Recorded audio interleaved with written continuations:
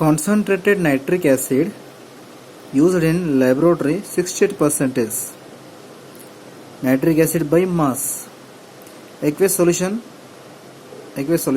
What should be the molarity of such a sample of acid if the density of the solution is 1.504 gram per ml? The NCERT question, students, that is NCERT question 2.4. NCERT question that is a 2.4.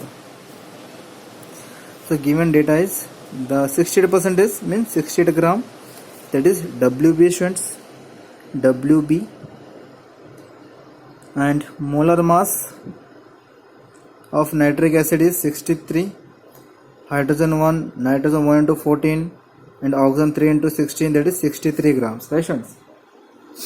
Density 1.504 gram per ml. Density 1.504 gram per ml. Volume of solution is equal to mass of solution by density of solution. So we have to calculate the molarity. So that's we need the volume of the solution, students. Volume of solution. In this reaction, what should be the molarity? It means we have to calculate molarity. Molarity purpose, we didn't have any solution here. So that's why we have to calculate volume of the solution with the help of density and mass.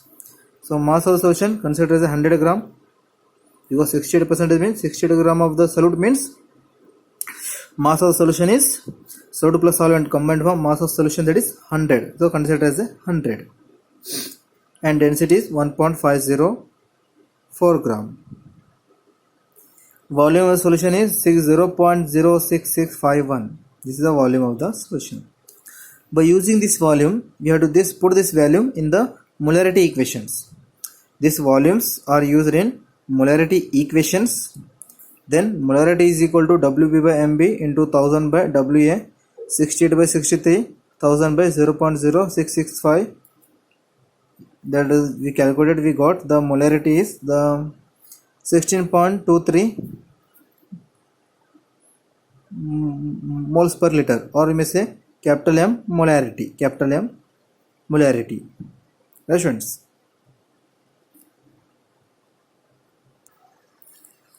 A solution is obtained by mixing 300 gram of, this is the molarity, students. We have to calculate molarity. Already we have done this type of examples in the previously. After completing the concentration of solution, we have done this example, students, this type of examples, right? Okay, next example, students, example number 2.7 from the NCERT. So solution is obtained by mixing 300 gram of 25% solution, 400 gram of 45% of solution, 40 students, I think 40% of solution, 400 gram of 40% of solution by mass. Calculate the mass percentage of the resulting solution. Calculate the mass percentage of the resulting solutions. Mass percentage. Here we have to calculate the mass percentage, students. Mass percentage.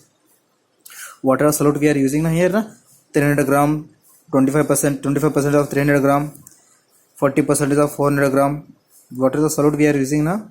This solute, or after mixing with in a solvent, we have to calculate the volume mass of the mass percentage of the solute, solvent, and solution, students, right? Okay, let's see here now.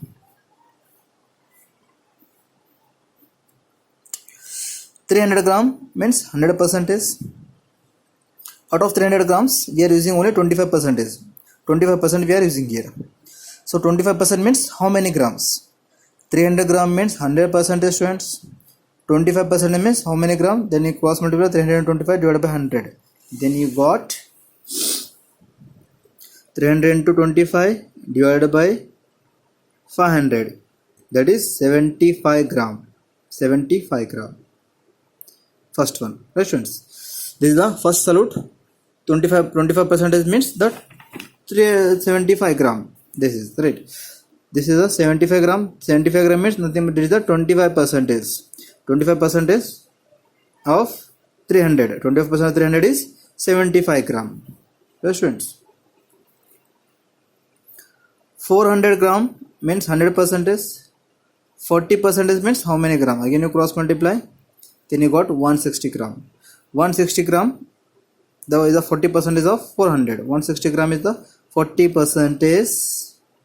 It is the 40 percentage of 400. Right, students? Total amount of solute.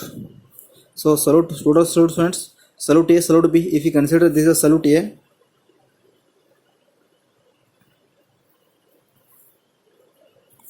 and this is, you may consider this is solute B.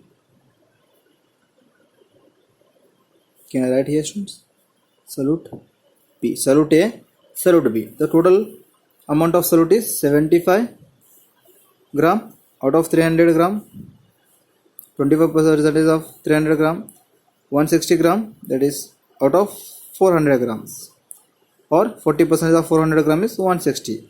Total mass of solute is total. When you combine these two, we got 235 grams solute. So total amount of solution. Solution is 300 gram, 40 grams.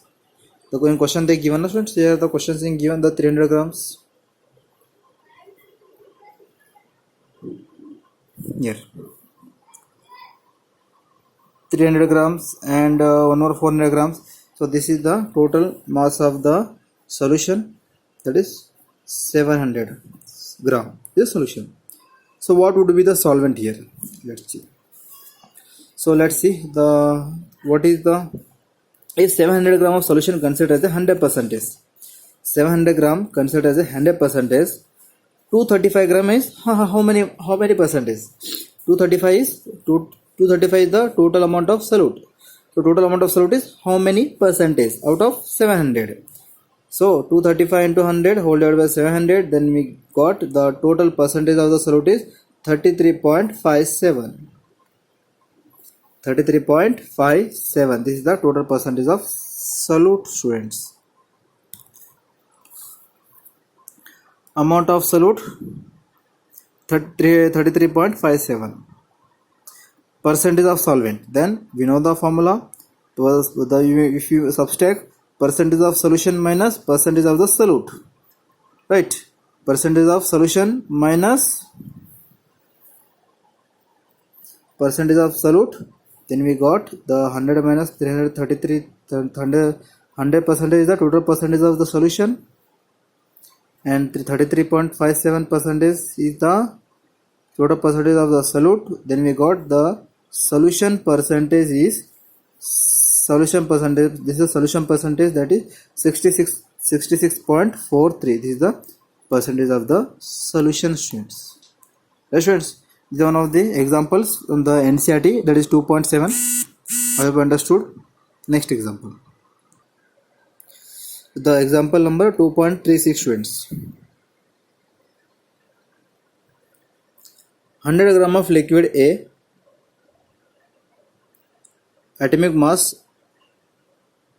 140. Atomic mass is 140. Atomic mass is 140.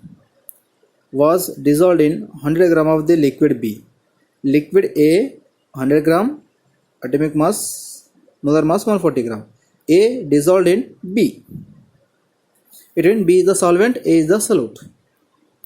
So vapor, the atomic molar mass of B is 180 gram per mole. Vapor pressure of the pure liquid B was found to be 500 torr. Vapor pressure of the pure solvent is 500 torr. Calculate the vapor pressure of liquid A. It means they calculate the vapor pressure of the solute. Its vapor pressure in the solution. When solute dissolved in solvent, what would be the vapor pressure of the solute in the solution? And if total pressure of vapor pressure is solution is 475 torr. If vapor pressure of solution when A mixed with B, its vapor pressure is 475. Then what would be the vapor pressure of the solute A? Right, friends? Let's see. Number of moles of A, mass by molar mass.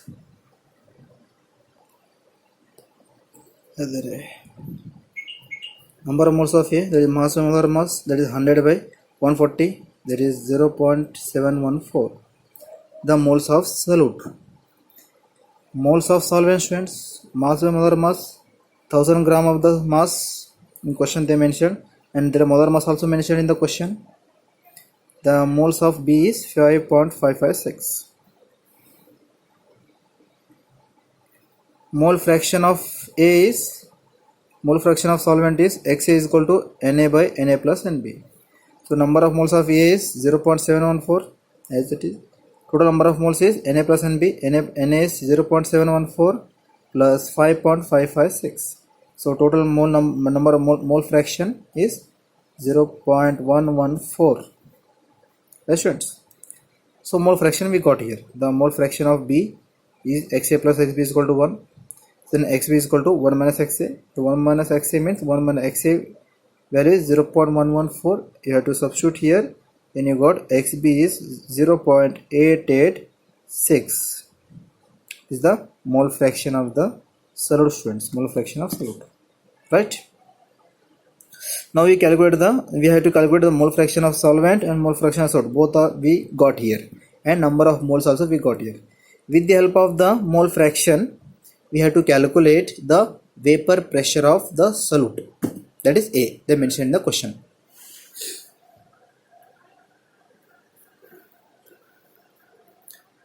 Vapor pressure of pure liquid B, P naught B is equal to 500 torr.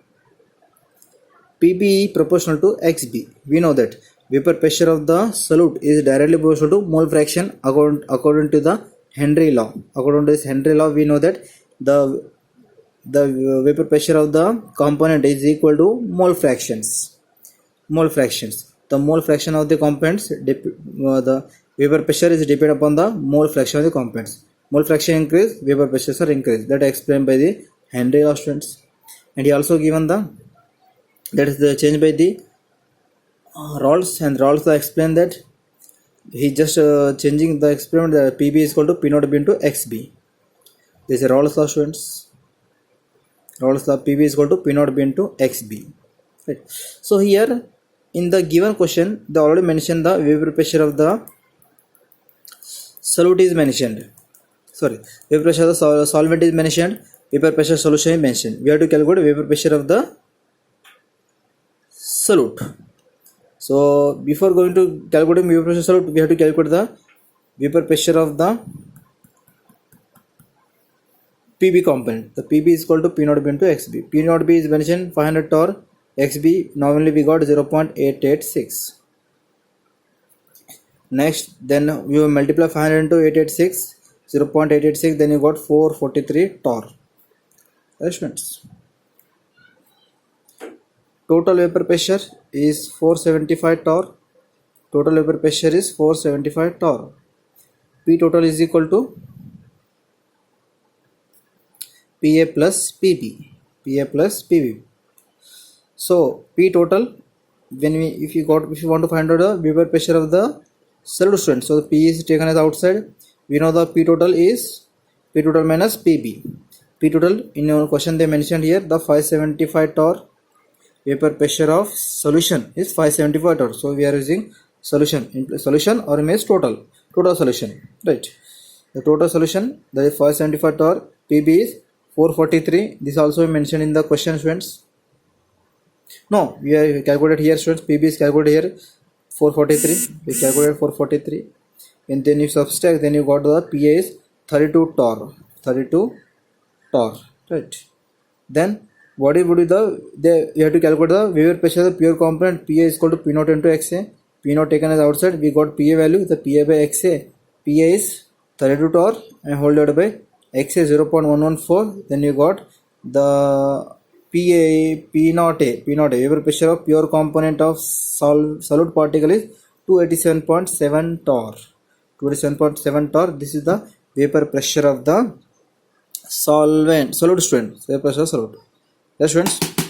So this is one of the method. This is one of the example from the NCERT student 2.36. I hope you understood. Yes, students. If you have any doubt, then ask my students. This type of example. If you find any kind of doubts, then ask me. Okay. Thank you.